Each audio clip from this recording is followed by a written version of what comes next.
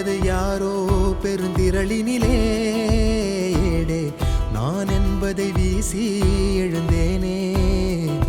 மனமே தான் என்பது போகும் பெருங்கணத்தினிலே கூவி வாவென்றொரு வாழ்க்கை சிறு குரலாய் அருளாய் பேச போகாதொரு ஆழம் தேடி நீந்தி நீந்தி மூழ்கி போவேன் வாழாதொரு வாழ்வை தீண்டி தெளி தெளி தெளி தெளி தெளிவில் பூப்பேன் காணாதொரு வெளிச்சத்தில்